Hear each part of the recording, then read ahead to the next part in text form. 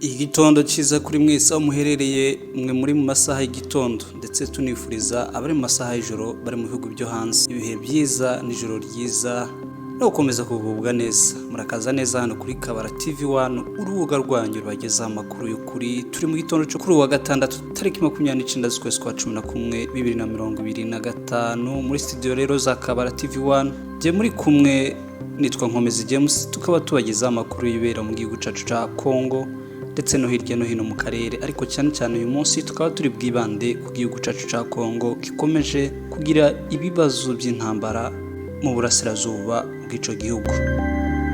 Reka duhere murenge muri gakondo mu minembwe abantu babyutse neza mu marembo yose ndetse no mu mihana itandukanye. Abaturage bose babyutse amahoro, akarere kameze neza, usibye ko harejo kwa gatanu hashize ku itariki 28 z'ukwezi kwa 11 2025 Sukoyi 25 yararashe irasa ahitwa Igakangara ahatuwe n'abaturage, aho hakaba ari hamwe mu mihana igize akarere ka Minembwe. Kubw'amahirwe nta bantu basize ubuzima cyangwa bitabye Imana, icyo rero tukaba tugishimiye Imana yahabaye. Twibutse ko iyi ndege y'intambara mu bwoko bwa Sukoyi 25 nubwo mu baturage nta bahasize ubuzima, ariko abantu benshi basigarana ihahamuka ndetse n'abamama benshi batwite inda zikavamo. Amakuru agera kuri Kabara TV1 avuga ko ejo bundi tariki 27 z'ukwezi kwa 11 2025 ubwo hari kuwa kane nibwo drone zibiri zahagurutse zikisangani ndetse ziri kumwe na Sukoyi zihita zerekeza Ikalemi, abariyo zijya guhererwa amabwiriza atandukanye y'uburyo cyangwa se yaho zigomba kuja kurasa. Iyo Sukoyi rero niyo yahise ijya kurasa muri za Masisi ho muri Nord Kivu.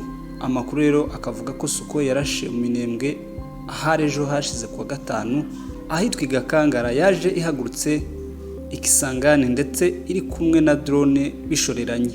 Sukoyi 25 ikaba yararashe ibisasu bibiri mu mihana ituwe n'abaturage b'inzirakarengane. Tukaba dukomeje kwamagana twivuye inyuma ibitero by'indege leta ya Kinshasa ndetse n'igihugu cy'u Burundi bakomeje kurasa ahantu hatuwe n'abaturage.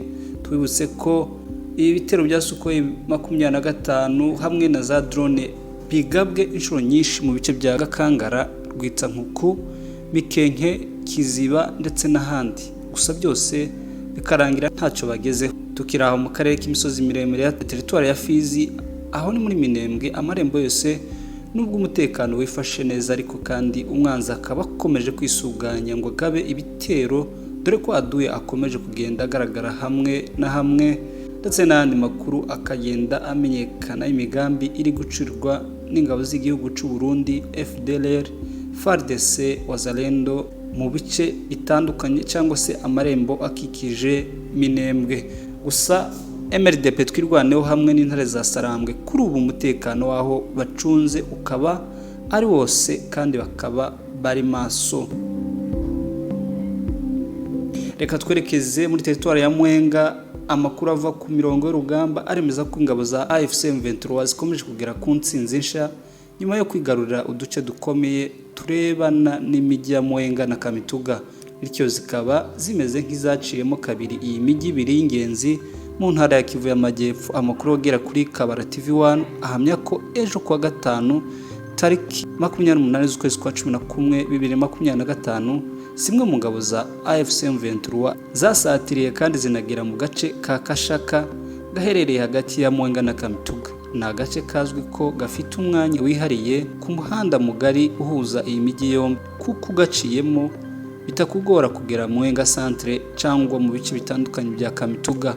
Abaza ku gace bavuga ko Kashaka ihana imbibi n'imijyi minini ku buryo uyirimo ubona inzira zose zigana mu bice by'ingenzi bya Kivu y'Amajyepfo.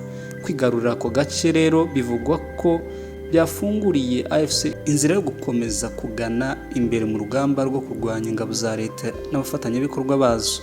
Amakuru kandi avuga ko muri ako gace ka Gashaka AFC M23 iri kwibasira ibifaru by'ingabo z'u Burundi. Abasesenguzi rero mu bya politiki bo bavuga ko kwigarurira Kashaka bishobora guhindura ishusho y'imirwano muri Kivu y'Amajyepfo, cyane ko ari agace gafungura inzira zose zigana mu byerekezo by'imihanda itandukanye. Igitangaje rero n'umurongo munini w'ingabo za leta ya Kinshasa ndetse n'abafatanyabikorwa babo wagaragaye aharejo kuwa gatanu bahunga bageze ahitwa Kamituga. Abaturage bagerageje kubafata amavideo, humvikanye amajwi yabo agaya anasebya izo ngabo za leta ya Kinshasa bikomeye, bivanye n'uko ngo bataye urugamba bakaba bahunze, ndetse ngo bakaba bagaragara mu bikorwa bigayitse byo kwiba, kunyaga no gusahura iby'abaturage. Iyi nkuru rero tukaba dukomeza kwibakurikiranira. Amakuru yacu reka tuyakomereze muri teritwari ya Mwenga, kandi ahari kubera imirwano ikomeye. ARC arizo ngabo za AFC M23 ikaba ikomeje kwerekana ubunyamwuga n'ubufatanye hagati yayo n'abaturage. Ingabo za ARC zitwa mu magambo arambuye mu rurimi rw'icyongereza Congolese Revolutionary Army, zikomeje kugaragaza ubunyamwuga buhanitse n'ubushigikirane bufatika n'abaturage bo mu bice bibarizwa mu bikorwa bya gisirikare bitandukanye n'ingabo za leta Kinshasa n'abafatanyabikorwa bazo aribo leta y'u Burundi, Wazalendo na FDLR. ARC rero yo ikaba yita cyane ku mutekano n'ubuzima bw'abasivili bari mu kaga gaterwa n'ibitero by'indege z'intambara, drone n'imirwano ikomeye y'intwaro ziremereye. Usibye ibikorwa byo kubungabunga umutekano, umubano cyangwa ubwisanzure buri hagati ya ARC n'abaturage ugaragarira no mu bikorwa by'ubuvandimwe ku mpande zombi. Ejo hashize tariki 28 z'ukwezi kwa 11 2025, ba Colonel Alfred na Colonel Willy Ngoma basangiye ifunguro n'abaturage bari bamaze kubohorwa muri teritwari ya Mwenga. Kikaba ari igikorwa cyafashwe nk'ikimenyetso gikomeye c'ubumwe n'ikizere hagati y'abaturage ndetse na ARC. Video yabo iri gucicikana, abo bayobozi bakuru ba ARC baci bugufi basangira n'abaturage. Mu by'ukuri bikaba ari igikorwa cazamuye amarangamutima ya benshi ku mbuga nkoranyambaga cyangwa se arizo zitwa social media mu ndimi z'amahanga. Kikaba ari igikorwa cashimishije abantu benshi basanzwe bakurikirana amakuru y'intambara ziri kubera mu burasirazuba bwa Repubulika Iharanira Demokarasi ya Kongo. Ibyo bikorwa bituma ARC ikomeza gufatwa nk'igisirikare cyubaka icyizere n'ihumure mu baturage aho kubahutaza, ndetse kikaba gitanga icyizere cy'ejo hazaza heza ku gihugu ca Repubulika Iharanira Demokarasi ya Kongo. Tukiri muri teritwari ya Mwenga, dore ko ariho hakomeje kuvugwa imirwano nyinshi. AFC M23 MRDP twirwaneho bakomeje kwigarurira uduce dushya. Amakuru mashya ava muri iyo teritwari ya Mwenga mu ntara ya Kivu y'Amajyepfo aravuga ko ihuriro rya Alliance Fleuve Congo AFC M23 MRDP twirwaneho ryafashe Kashaka nyuma y'amasaha make rirangije kwigarurira Kalambi.